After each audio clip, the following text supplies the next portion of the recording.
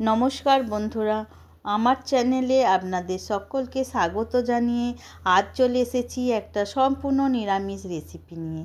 খুবই স্বাস্থ্যকর একটা রেসিপি। এই রেসিপি বাচ্চা থেকে বয়স্ক সকলের জন্য দুপুরে গরম ভাতের সাথে একেবারে পারফেক্ট। তাহলে রেসিপিটা শুরু করে দিই।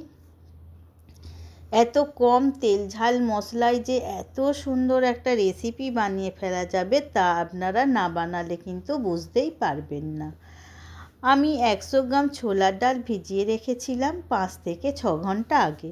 আপনারা মটর ডাল কিংবা মুগ ডাল দিয়েও বানাতে পারেন। রান্নাটা করার জন্য প্রথমে গ্যাস অন করে কড়ায় প্রায় হাফ লিটারের একটু বেশি জল দিয়ে দেবো।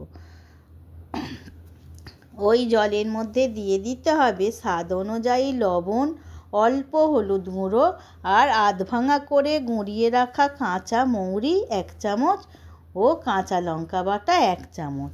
সব কিছু জলের সাথে মিশিয়ে নিয়ে জলটা একটু ফুটতে দেব।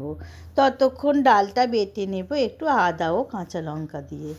আমি এখানে কয়েক রকম সবজি কেটে রেখেছিলাম: আলু, কুমড়ো, বরবটি, পটল, ঝিঙে।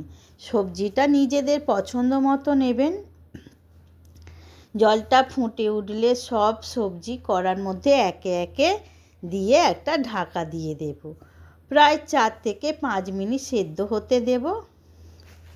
তরকারিটা একদম শুকনো করব না বলে জল একটু বেশি দিলাম। একটু ঝোল রাখলে বড়াগুলো খুব সুন্দর ভেসে থাকবে। সবজি প্রায় হাফ সেদ্ধ হয়ে গেলে ডাল বাটা একটু লবণ দিয়ে ফেটিয়ে নিয়ে গ্যাসের ফ্লেমটা একটু কমিয়ে দেব। তারপর ডাল বাটা অল্প করে নেব আর ঝোলের মধ্যে বসিয়ে দেব।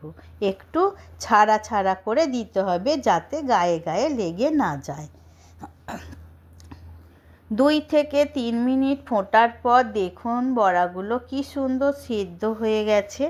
আপনি হয়তো ভয় পাবেন ডাল বাটা কীভাবে কাঁচা দেব, ঝোলে ঘেঁটে যাবে, কিন্তু কিছুই হবে না। ফুটন্ত ঝোলে ডাল বাটার বড়া কি সুন্দর শক্ত হয়ে যাবে।